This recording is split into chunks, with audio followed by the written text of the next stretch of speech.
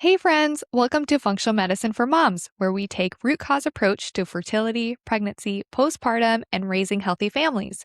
I'm your host, Dr. Kelly Moline, a pharmacist and functional medicine consultant. Whether you're preparing for pregnancy, trying to conceive, navigating life with a newborn, or simply looking for practical ways to support your health naturally, you're in the right place. Each week, we'll dive into functional medicine, natural solutions, and honest conversations from our own family's journey, plus interviews with experts along the way. Let's get into it. Sorry, I got my boys' suitcases, and so I'm going all out this trip. And Yeah? they need new they don't even have suitcases. Yeah. And When do you so get them suitcases? yeah, I needed to, and so I got them. Cooper keeps on going, my favorite color blue, and MJ's is Lightning McQueen red. And so this is not fabulous, but Staples was having a sale, and so I got them red and blue suitcases. Awesome. And then Santa, I don't know why I have to spell it, but that's what I'm doing. Basically, is just gonna read us a letter when we go visit him, and then my parents are going to stuff my trunk with all of their stuff, and we're just gonna go to the airport. I love right it. right after that. And so they're gonna get a Lightning McQueen backpack and then a Buzz Lightyear backpack with their new suitcases. Oh, And so yeah, I am so excited. you're on it. It's summer. Okay, yes, but we take one Disney trip every other year because one military, so we get a lot of military discounts. Nice. And so since Joe is still in the reserves, I'm we're just gonna keep on doing this. And two, Disney's so family friendly, so it's really easy. And three, the kids half, I don't know, 2/3 are free. And so I was I'm just gonna keep on doing this while they're free. Yeah. So I'm saving thousands of dollars. So we're just gonna keep on going. You're basically making money by going. Exactly. Girl math. Mom math. And it's also just Disney has this way of the second you cross over their arch, it's okay, my phone is off. And so it forces Joe to unplug. Love it. Yeah, so with his military stuff, he was never able to unplug, but Yeah. he would keep his phone in the room, and he would be by my side the whole time, and it was just magic. Just Aw. because I don't know, he's my favorite person ever. Yeah, that's so sweet. Okay, Yeah. let me welcome everyone to the podcast. Preface. Welcome back to our podcast, Functional Medicine for Moms. So I'm Kelly, and I have my friend Abby with me again today. Hey. Welcome back. You probably have heard her on a few other episodes. She started as the psychologist expert when I was postpartum, and then we became friends after that, connecting on all of our mom similarities. And yeah, now she's been on a couple episodes talking about summer travel and healthy, simple tips for moms. And so now, today, we're talking about the transition from one kid to two with my new pregnancy. Woohoo. It's so exciting. So right now, today, I am 7 weeks, so super early. So I'm likely releasing this a little bit later. So when you guys listen to it, I will be further along and we'll have announced by then. But yeah, with my previous pregnancies and then now, I announced to my close people pretty early because I don't like the whole secrecy thing. And I think it's fun to connect on and talk about. And I don't necessarily announce to socials right away, but I like talking about it. And Yeah. obviously I have a podcast about it. So yeah, so now we're talking about from the new transition that's going to take place from one kid to two, and we can talk about 0 to 1. And Abby has 3, so I do. you've gone through this a few times. Yeah, so we've done this a couple times, and it's kind of a roller coaster. I would say the more kids you have, the less you worry about it, because I think the first time you go through it, when you go 1 to 2, there's going to be so many questions that you have, mostly because when you go from 0 to 1, you have no idea the love that you are going to have for this child. And you really you have so many questions about who they're going to become, And now that you meet them, you then have so many aspirations for them because you want them to fulfill their purpose in life, and you want to just make them the best human that they can be, and you know that they can be. And then when you kind of figure out that, you're expecting your second, then it's going, hold on a minute, how am I able to either love you as much as I love this first? Because I thought that my heart was going to explode with how much I love my 1st. You're like, how am I supposed to make space for this one? Does this mean that I have to love my first less? Does this mean that I have to love my second less? What's going on? How could this get any better? Right. And that's what I hear a lot. And everyone says your heart just grows and you just make room and you love the second as you love the first. Would you say yes to that? I would say yes, absolutely. But it also changes so much because your second is a completely different person than your first. Sure. And so I've gotten this question a few times now that we have 3 kids with just very different personalities, but they're going, okay, well, who's your favorite? And my answer now, after I've kind of molded over and talked with my husband about it, is, okay, well, it depends. 1, on the day, but 2, on the activity. If I want to go do something where I need somebody to listen to me, to go and be my activity buddy, then I would take my oldest because he is going to be just super fun. He is going to want that bonding experience. Sure. My second, I mean, he is just an absolute maniac. And if you need somebody to have no direction whatsoever and to take you on an adventure, let's go. Let's do it with him. And so with my third, I'm not so sure about her right now. She's still little. She's still little, but she shows so much adventure in her heart. It is so great. And so every single time I look at them and they show their own little personality, it's like I love them in such different ways. So I think that the second one's going to teach you so many different other lessons that you didn't even think that you needed to learn. This is true. I'm sure it's true. With Danielle, our only right now, our first, she is particular. She likes things clean and organized. And yes. She's very nurturing. She carries her baby doll everywhere and she'll push anything in her stroller, like those types of vibes. And my friend said, like, she's going to have a baby brother and then she's just going to spend her whole childhood cleaning up after her brother. I'm like, that could be. That is so funny. See, that's so cute because that's my oldest, even though it's a boy, because they'll say boys and girls are different. Yes, my oldest can be really rough. He's that kid that'll just love you so hard that it hurts. But I got them each a baby doll. So my oldest got a baby doll when his little brother was about to be born. And then I got another baby doll, a pink one, when their little sister was about to be born. And so I gave each doll to the boys. And so I just saw one day when, I don't know, I was like 38 weeks pregnant. And so I was in all of these feels about what in the world are we going to do with a little girl. We have a basketball hoop over here. We have just Legos and trains and cars everywhere. You know what? She's going to figure it out. She's going to learn. And then I saw both boys with the baby dolls. My oldest, he was rocking it, feeding it. And then I look over and my second is putting the baby doll in a basketball hoop. And I was like, okay, he's not going to be babysitting anytime soon. Yeah. Cool. Not going to help me at all. And then when she was born, it is my oldest who will just smother her with all of the love in the world. And then somehow my youngest just became so much softer. He is someone he's so rough with his older brother, but it's like something clicked in him where this gentleness opened up. And my heart grew for him as well because I was like, wow, you're so complex, kid. Yeah. You have so many cute little attributes that I didn't even know you could possess. It is so awesome.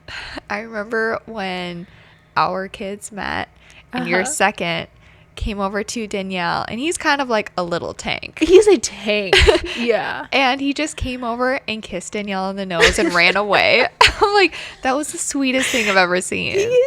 He He is so shockingly kind. He's going to be that kid that you just look at him and you're like, "Oh wow, you're huge. You could probably run through a wall and the wall would need a band-aid and you would be absolutely fine." We call him our emergency room child because he is just bumping into everything. He is the kid that we had to take to the ER because he crashed into a door, just things like that.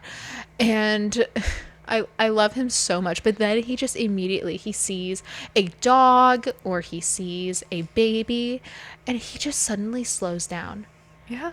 And I love it so much. And then suddenly my oldest gets so much rougher and he's like, "Come on, guys." And he will just drag the dog or the kid with him. Balance each other out. Right? Exactly. They're awesome. Hey friend, real quick before we get back to today's episode, if you're hoping to conceive within the next year, currently trying to get pregnant, or wondering if there's more you can be doing to support your fertility, I created something specifically for you. My new Preparing for Pregnancy Guide is a comprehensive resource that walks through the foundations of fertility and preconception health from a functional medicine perspective.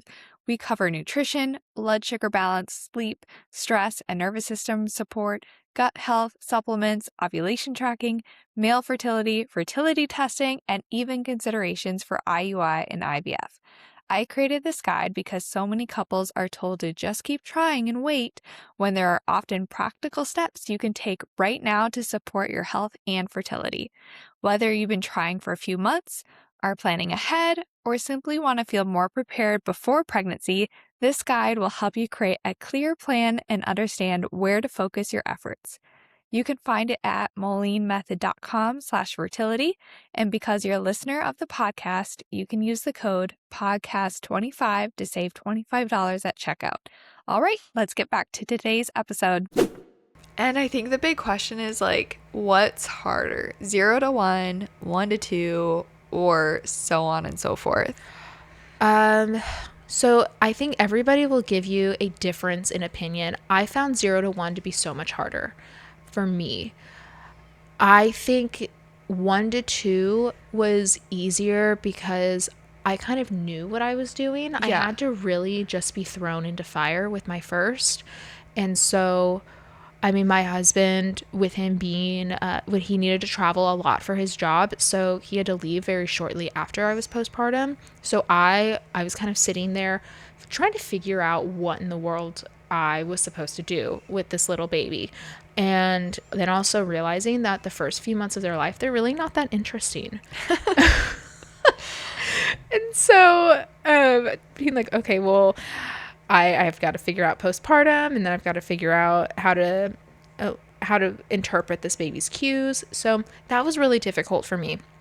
Going to our second, it felt like because I knew that there were so many more resources out there, just because I was so much more informed, I was able to take advantage of those and be more proactive. And so I took a very, like I said, proactive approach, but also knowing that this postpartum could have been completely different. So I made sure that I went to the chiropractor. I made sure that I immediately started going to a lactation consultant. And I made sure that I actually called people for help before I needed it, because I knew that I needed community around me even when I was just sitting on the couch. So I would just have friends come over and we would let our babies play on the floor, or I would have my second just napping on me, and it just kind of filled my cup a little bit more. And then realizing last that my husband needed to work with our oldest and I needed to work with our youngest, so we felt a little more split. Yeah. Yeah. And then was third just like easy peasy by then? In some ways, because my husband is an absolute champ with our boys. He knew that his role was every single morning by 8 a.m. there at the park. It was so different because we have my family here, and so that was a huge difference for us. We didn't with our first two, so it made postpartum so much easier, to the point where I was almost too confident in myself, where, I don't know, about 8 weeks I was going, oh wait, I actually am kind of sore again because I went too fast and I went too hard. But I would say because there were just so many kids, it was really difficult. And around that 4 to 6 month range, I felt like there was a lot of overwhelm. But at first, I was going, oh, this is super easy.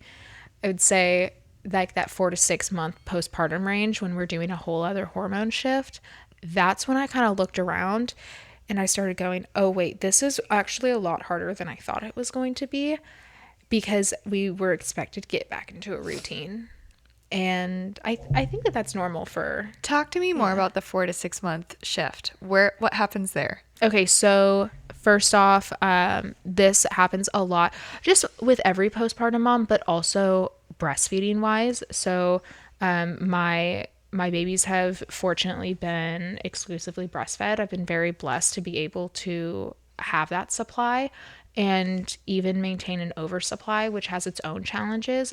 But that just means that there's a lot of extra hormones that I'm feeling around my body. And so that 4 to 6 month range, we're having a whole other huge hormone shift because the milk needs are going to be different. Now our milk supply is expected to be stabilized at that time. Not only that, but around that time, moms are expected to go to work. Now we no longer have what is classified as a newborn. And so if you are working or if you are staying at home even, you're going to notice that sometimes some of that support is going to drop off. And so you're already going through a huge hormonal shift and your baby's cues might be different. Not only that, but they're also going to start rolling over around that time if they aren't now, as well as possibly becoming mobile. So you are then also having a huge brain shift where you're trying to now interpret those cues all over again. And starting solids. The 6 month mark. You are adding on so much more without even noticing it. And so you're going to have sleep regressions when you really thought that you finally got it down. Every time. And then there's a regression. Oh my gosh. Yeah. Never say you have it down. Never. Unless you want to stop sleeping. Yeah. So, yeah. So that 4 to 6 month range, that's kind of the moment where I just remember nursing my daughter at the kitchen table and seeing both my boys run around the kitchen island while my husband's trying to wrangle them, but also finish up the dinner that I was not able to finish because my daughter needed to be nursed, and going, oh, this is what people really meant by saying that 3 is so much harder. And it took me about 5.5 months to get there. Sure. I thought that I had a lot of regulation skills, and then that moment kind of happened and I went, oh, okay, now I get it.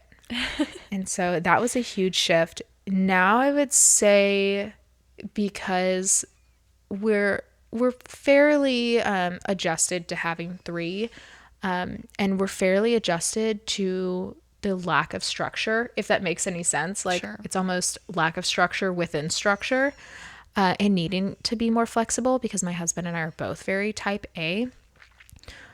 We think that we kind of have it down. And so we're kind of like, all right, well, we're just going to add more. And so whatever. Don't get too comfortable. Right, exactly. And so I think with that, every single kid is going to teach you different lessons. Yeah. So yeah, that's the big thing. Yeah. I think with 0 to 1, it really rocked my world. And like you said, it's a lot of me learning like how to be a mom and learning, the cues and all of that. And like you said, the next baby's going to be so different. So I'm going to walk in and be like, I know how to do this. And then it's going to be completely different. But at least like I'm already a mom. Lennon's already a dad. We've done this to a sense before. And so it's less unexpected happening. And then, yeah, Danielle will get a sibling, which I'm very excited about. Like when people are like, oh, I feel bad that we're going to take time away from our first and that attention away from our first. And that's definitely how I felt like the first few months of Danielle's life. I'm like, I can't imagine having another and splitting my time. But now I look at it a different way. And I think like Danielle's more independent. She's playing more with her toys. So having another kid in the mix, like she's just gonna love that kid and have a playmate, and like she'll look at the neighbors and see them playing and she wants to play, it's just like she wants a playmate. And so not that we're just like giving her a sibling, but I'm excited to like see that bond too. 100%. Yeah. And If you're trying to conceive and looking for a natural way to better understand your cycle, I personally love and use the Keg Fertility Tracker. It's actually what I use while trying to conceive Danielle. Keg is a medical grade fertility tracking device that gives personalized fertility tracking through cervical fluid patterns in just 1 minute a day. Unlike ovulation strips that only predict a hormone surge, Keg helps identify your fertile window in real time. A few things I personally love about it: it's a one-time purchase with no monthly subscription fees or ovulation tests. It comes with a 12-month pregnancy guarantee or your money back, and you can use HSA or FSA funds to purchase it. If you want to check it out, you can use my code Functional Medicine for Moms for $20 off, and I'll have the link down in the show notes. Again, that's Functional Medicine for Moms for an additional $20 off the Keg Fertility Tracker. what we've noticed is having our first, I am my son's favorite person in the whole world, my oldest. However, my son is my second son's favorite person in the whole world. If I'm mad at my second, he's like, I don't care. Fine. But if my oldest is mad at my second is very visibly rocked. Aww. And if you ask either one of them who's your best friend, they will say each other. Aww. And it is the best thing in the world. They will bicker like nobody else. It's that 2-year age gap. And it was really difficult at first. And you're going to have those moments where you're going to feel very pulled in different directions. But those moments of feeling stretched thin are so few and far between when you have that bond that you really see. Now that they're 4 and 2, you really see that they just want to be together at all times. Now I get complaints that my 2-year-old isn't going to my 4-year-old's activities. And so they want to be together at all times. Cute. That's every mom's dream. Right? Right. And so I'm hoping that we're able to foster that. And so even with my daughter, she does not light up the same way that she lights up when she sees her brothers. So every single morning, because she's already awake and with me, when her brothers come downstairs, you will just hear the cutest little giggle. Whereas I did not get that. Her father did not get that. But she sees her siblings and she is just so overjoyed. Yeah. It's like nothing else matters. And so they all have to give each other hugs. And really, I think that a huge challenge is really just fostering that relationship and reminding them that they were made for each other. They were made to be part of this family. And so just like you were made to be these babies' mom, they were made to be like their little partners in crime. Oh, little love buddies. that. So we're playing with the idea of keeping number 2 a surprise. Ooh. And we have 9 months to break, Mm-hmm. But I like the idea of that. And mostly because everyone who has had a surprise gender, they're like, that was the best thing in the world at that birth. Now, I will say, I felt like Danielle's birth was great and that buildup was great. So I don't know, but I guess we'll never know unless we do it. But my hypothesis is the first child you have is like what makes you a girl mom or a boy mom. You put that label on. Yeah. Yeah. And then like obviously you have 2 boys and a girl, and I could have a girl and a boy. But in my head, how this works, like the first child is kind of like what defines you. And then you're just like you would be, you are a boy mom who also has a girl now. Would you agree? Or would you say you're also a girl mom? So I would say that I almost took over or maybe expanded my identity a lot, because as a boy mom, I lived in sweatpants, leggings. I mean, you and I are both wearing t-shirt and shorts. Yep. But very much, I will say, you have jewelry on. Yeah. No one can see us, but she has jewelry on. I have not worn earrings since probably the day that I found out that I was having a boy. Not because of the whole boy mom thing, but the first thing I thought of was, oh, a little boy is going to yank these out of my ear. Yeah. But Kelly's wearing jewelry. Kelly also has, I would say, like cleaner, more put together workout attire compared to me, where I'm just wearing a t-shirt that may or may not be my husband's. We don't know. We got the same t-shirt at the same time. And then the shorts I'm wearing are from college. So yeah, kind of a mess. I mean, everything's clean that I'm wearing right now. And so I just know that with my boys, when they hug me, they may or may not be wiping their nose and or their breakfast on my shirt. And so I'm going, okay, well, what's the point? Then when I had a little girl, I was also starting up my practice. Right. And I was like, you know what sounds great? Pink. Everything pink. And I then started really enjoying getting ready and looking cute. And it was so much more fun. Now that's really hard when you're nursing, but I found that my identity kind of expanded in that way, and I was almost allowed to be cute and have fun. When I get home, I have to change immediately, but I kind of am allowed to, do those things. And so, yeah, I wouldn't even call myself, I don't know. I kind of questioned like what even is boy mom, girl mom when you have both genders. Yeah. Because when you have all one gender, it's really easy to kind of put yourself in that group. I would say that when we went to Danielle's birthday party, you could tell we were boy parents. You could tell. Everyone else were girl parents, so. Yes. And everyone else only had one child. And so we were over here, like our boys were like wrestling in the back, and we were like, yup. My husband, when we got in the car after that, he was like, they're never going to invite us back. Well, that's not true. Yeah. And the boys love Danielle. They ask about her all the time, but it is a bit of a difference. And so I don't know if that, it does kind of sound very boy mom and I have a girl, but it also kind of gives me permission to go and do those girly things. Yeah. And so depending on what the gender of our last is, when we do decide to try again, if we're blessed with one, then I don't know. It'll just kind of give me permission to go do more girly things with a little buddy. Yeah. Cause she's my little partner. Yeah. So. No, that's fun. And like you said, to me, a boy mom is like more relaxed. You're okay with things being messier.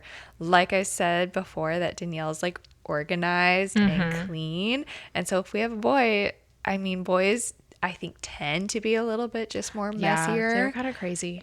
Yeah. So she might just be cleaning a lot. I mean, she'll pick up garbage and like bring it to the trash.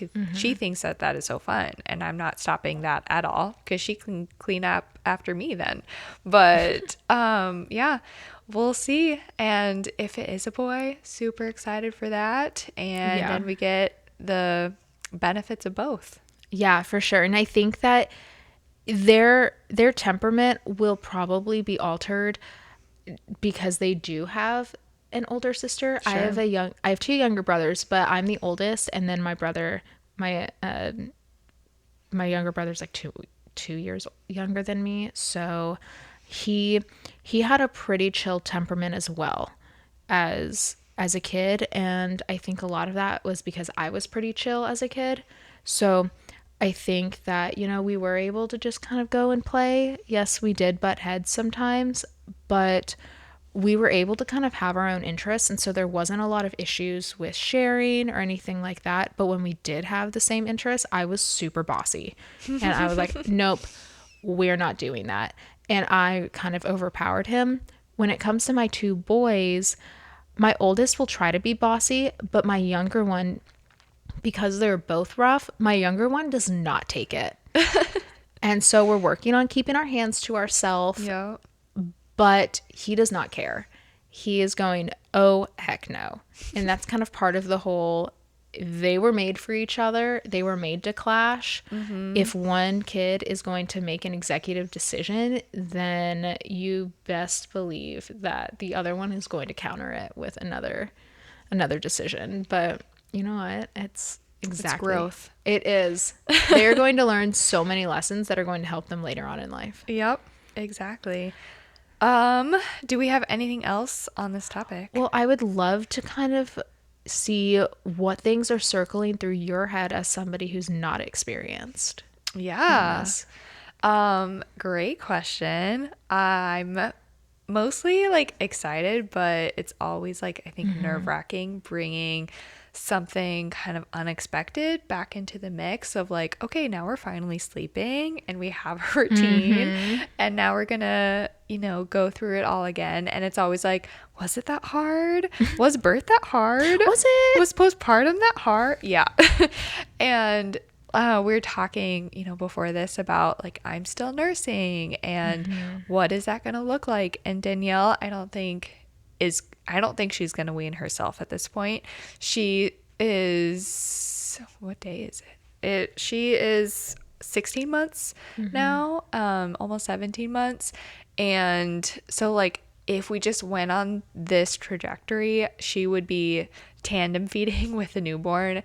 And I know people do that, but I don't think that I will have that bandwidth. And I just need to have Landon be able to take Danielle and you be in charge of her while I am like waking up with the newborn, that kind of thing. So we're gonna need to space that out. So I'm like, maybe after first trimester, I will figure out when to wean her. And we're getting like, we're able to put her down to sleep without like nursing to sleep now. So I don't think it'll be too bad, but she just likes it for comfort for the most part. So yeah. I don't know what else is there for 0 or 1 to 2. Do you feel like there's something that you wouldn't do compared to last time? Probably. I think of just like the pressure of everything. I was just thinking about that. Yeah. Like 0 to 1, you have all of these expectations, and I'm sure I'll have expectations this time too. And part of those expectations has led me to be able to like breastfeed up until this point and like get all that down because it was really hard starting in the NICU. But even like business goals and those types of things of like, it'll come when it comes, and I don't necessarily need to like stress myself out postpartum to be able to get there. And also Landon's gonna have a much better paternity leave this time, where he was working around the clock last time, and then when he did take his paternity leave, then he got laid off too. And so that was stressful. So just like being able to have that peace of mind this time and have like an extended leave for him without that stress of like getting laid off. And they're like reassuring, at this point, they're like, we're excited to have you back. Definitely take the leave. There's no pressure to like not take the leave. Cause I think in some companies they're like, why would the dad take some time off? That was definitely my husband's job. Yeah. They were like, you get 2 weeks max, when technically you could take 12. Yeah. And so there was a lot of pressure to be there. And if not, then it's like your role was in jeopardy. Yeah. Yeah. So I think that'll just be a huge difference. So I see a lot of positives in our future. And hopefully, it just goes well with that. And just like having those postpartum experiences of like we're new parents for the first time last time, and figuring out what our marriage looks like with that 1000% is really hard. And like now we have our date night. We go out of the house every other week and stay in the house every other week. And so we have that time where we are like connecting without our phones, and we have that one-on-one time without any kids, and just like continuing stuff like that the most we can. I think is just going to be helpful. For sure. And I love that y'all have those date nights and even kind of curbing those expectations too of what a date night is supposed to look like. Because I really love that y'all have done it inside the house. When we were not able to have sitters regularly, we would have a ton of date nights inside the house. And to me, it was just as fulfilling, if not more, because there were such laid back expectations. And we just noticed that we would sit there and we would talk, or even last night, it wasn't a planned date night by any means, but I had just been super swamped with admin things. So was my husband. And so we sat together and just got all of that done. And then we would kind of look up if something came to mind, we would chat about it. And my husband said, okay, great date. And then we went to bed. And for some reason, it was still like fulfilling to just be in the same room, even in that silence, because we're surrounded by noise at all times. So not even having a show on, but getting our stuff done, just knowing that we're spending some time together.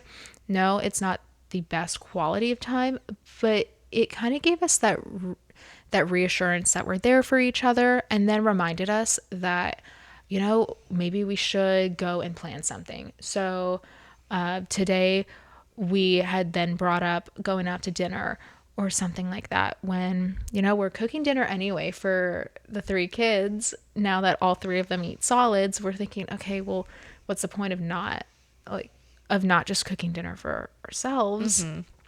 But we knew that it was just the change of scenery, even going for a walk or something like that, that was going to benefit us so much more. Yeah. And I think this is a lot of like stuff we talk about before having our first baby, but until that happens, it's so hard. Right. We're like, okay, communication is key. Like, we're going to talk about this. We know we're going to be tired. We know we're going to be frustrated, but it's all okay. But for whatever reason, it's just like hits different when Right. you're in that postpartum experience. So hopefully now, like going through it, we're like, oh yeah, this is how it goes. For sure. And being able to actually tell your partner that that's what you're going through, because kind of going back to pregnancy with your second, you're not really able to think about your pregnancy as much. Yeah. For me, I kind of joked with my husband that I kind of forgot I was pregnant sometimes, not because there weren't symptoms, not because I wasn't feeling so big by any means, but because I was so concerned about my toddler at the time. I was thinking about him, his needs, that I wasn't thinking every single moment about that pregnancy, making sure that birth goes right, making sure that I was super prepared. So yeah, I think that was a huge change. And then when I kind of noticed that, there was a lot of guilt involved. And so I was able to talk to my husband about that, and really being worried that while I'm spending so much time with my youngest and with this new baby, trying to figure out their needs and their cues, I was so worried that my second would feel neglected in some sort of way.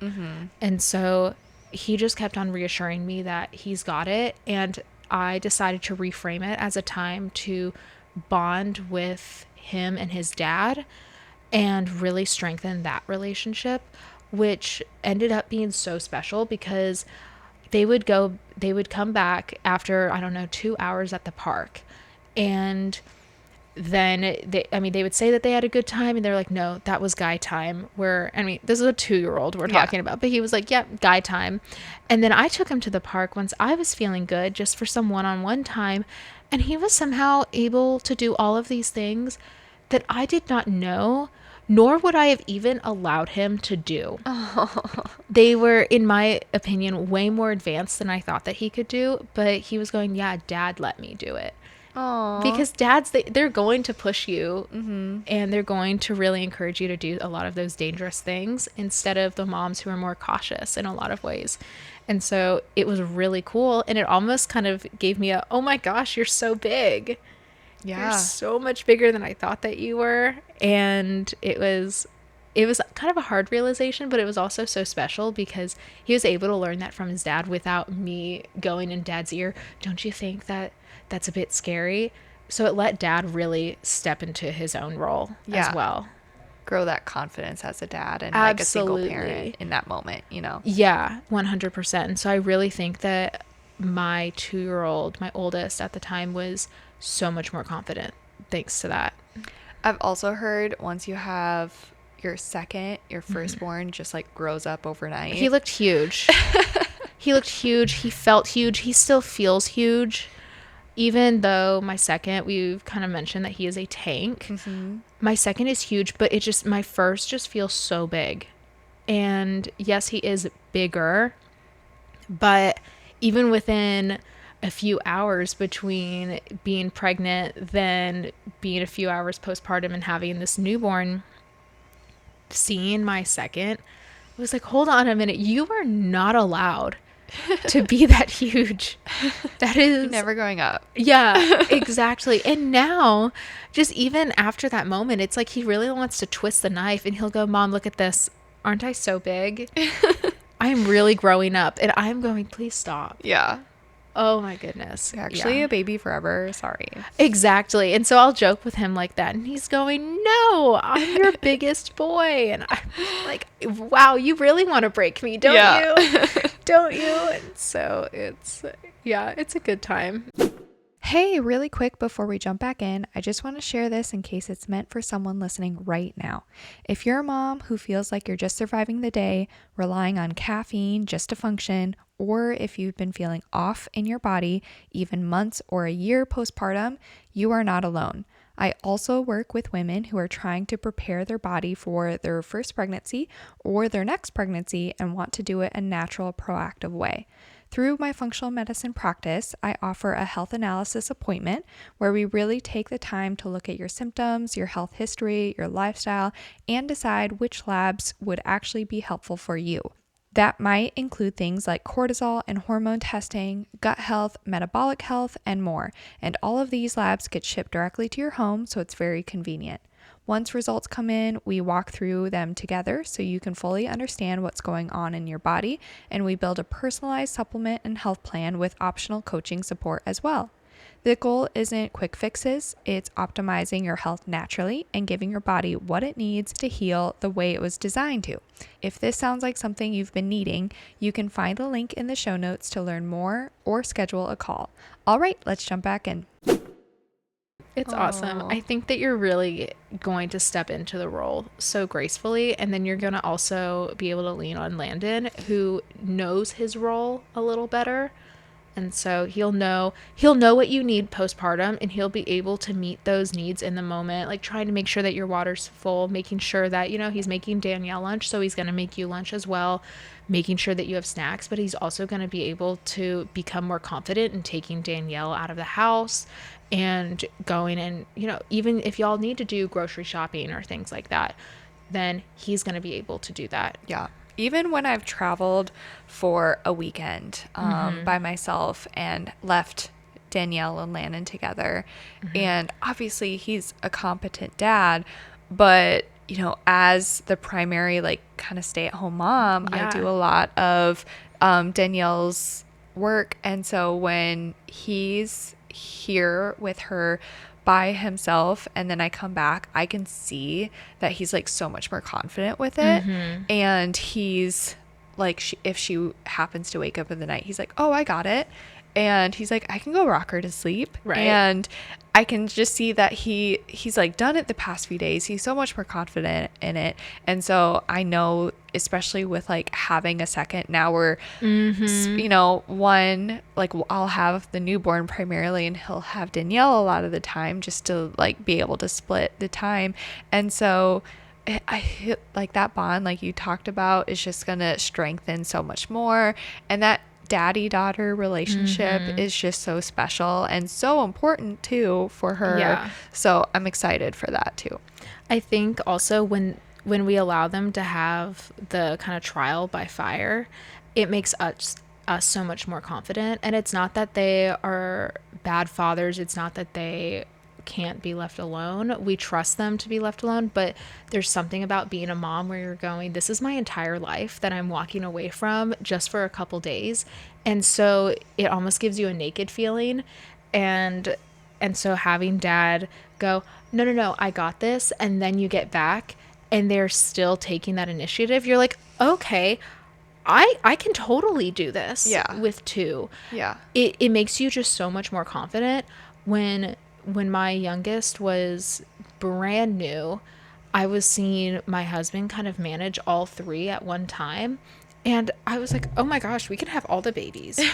And I know that we will be fine. We Yeah. have these little moments where, like, my second did something to my first. We're trying to keep our hands to ourselves right now. And my first was really upset about it.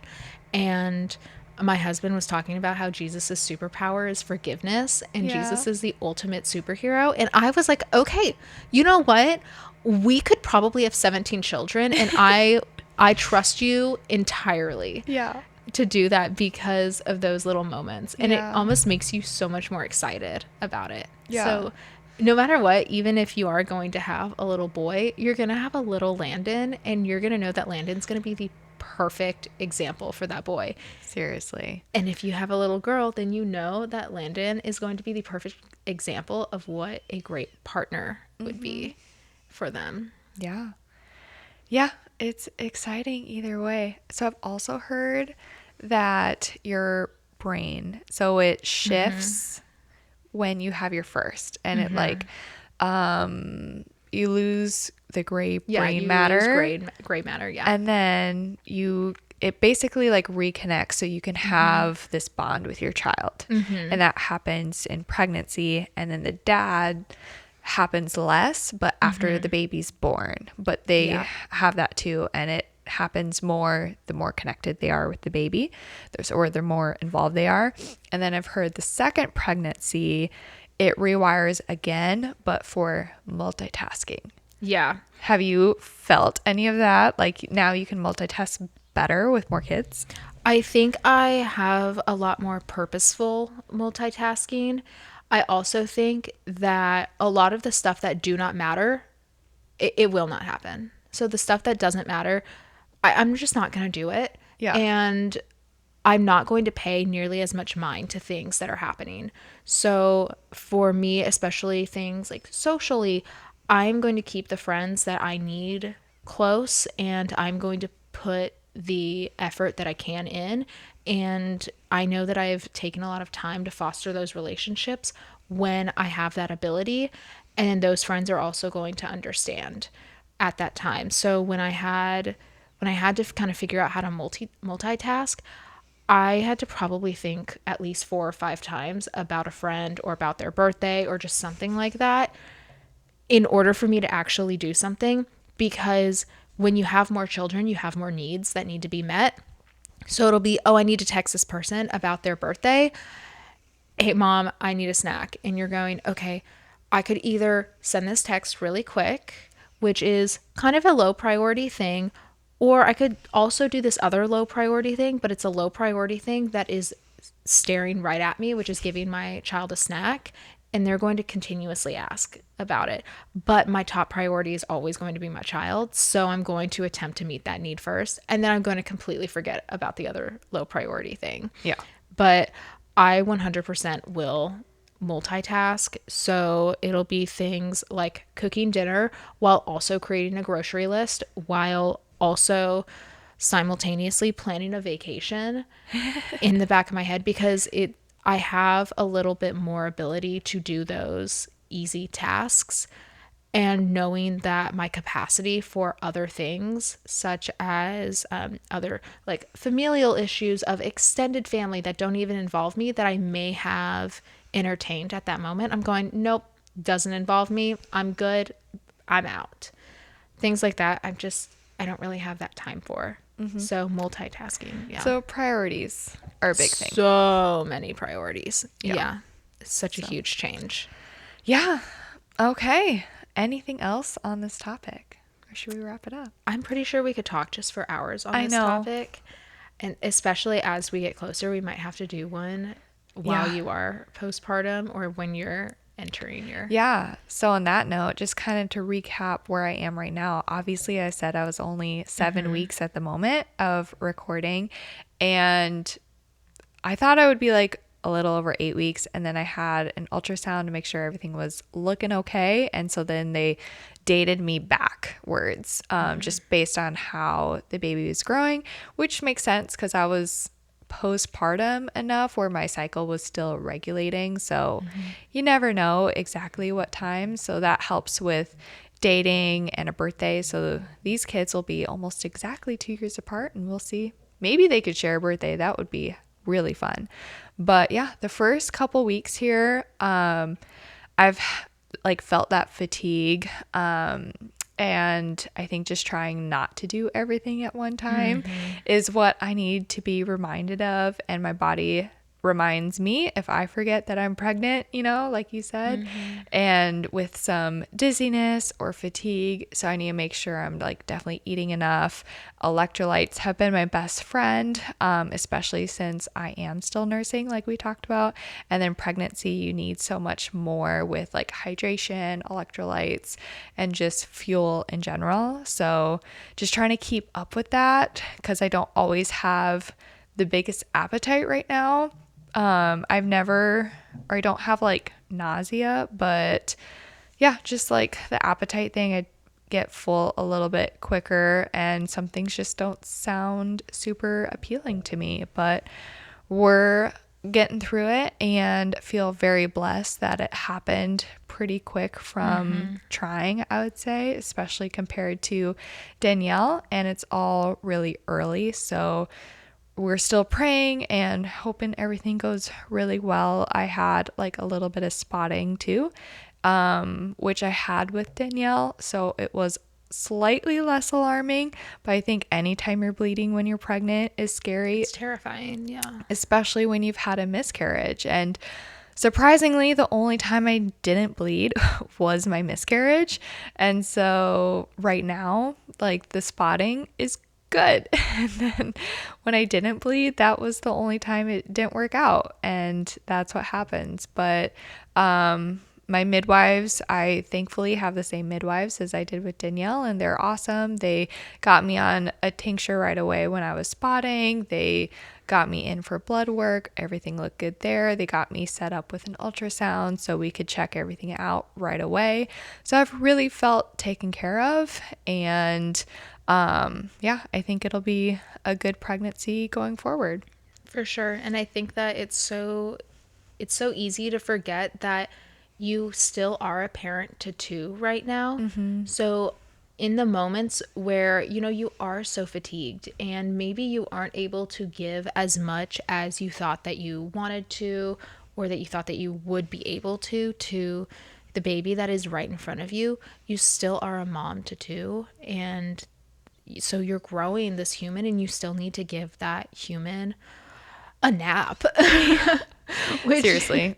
Yeah. So you need to be able to take care of yourself in order to do that for both of your kids. So lowering your expectations for that first during that pregnancy, because you're not going to be able to mom the same way. Yeah. Thankfully, since Danielle has a midday nap now, I've been able to a lot of the days take a nap when she's napping. So that really helps, because those mornings, sometimes I'm just like laying on the floor when she plays, and I'm like, I'm sorry, girl, you can play while I lay down. And that's how it goes. Oh, she's awake. Hi, baby girl. Are you in the middle of your podcast? Yeah. I'm so sorry. No, You're that's fine. okay. You look so cute though. Yeah. You look so well rested. Yeah. You had a good nap. She woke up maybe half an hour ago. Okay. Playing in my room. Nice. Oh, amazing. Yeah. It's good noon to 2-ish. Yeah. Good. She does a good 2-hour Go nap. her. I know. We're trying to stay with that. So I missed my nap today, and we're okay, because I have my electrolytes. I've been doing You good. have your electrolytes. You're getting your protein in. You're doing what you need to. Yep. And yeah. And I can rest tomorrow, because tomorrow's the weekend. So Landon will be here to help me rest. Yes. And I've started to no longer feel guilty by giving my husband the baby or the kids. Like, I think now about twice a week, especially when I know his schedule is going to be more afternoon heavy. And I know that I will give him that time to get what he needs done and all that. I will say, nope, I get an extra half hour. I get an extra hour because I take the majority of the nights. Unless there's 2 kids that are up, which has only happened, I think, once or twice where we've needed to dual parent. And that's only in case of like sickness. Yeah.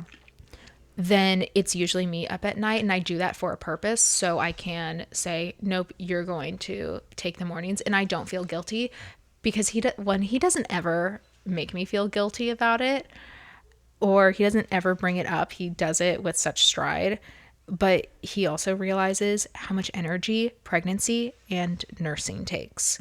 So he always says just how much he admires me for being able to do that. And it doesn't look like it takes a lot of No, energy. And but it's exhausting. And nor when I'm like doing it, I'm like, okay, I'm sitting here nursing. This Right. shouldn't in my head take a lot of energy. But when she has been nursing more due to sickness or teething or, you know, periods where she just has been, or even now that I'm pregnant and obviously it's new, but I'm building a placenta, I'm building a baby, I'm nursing, like the amount of calories and energy that takes onto my body.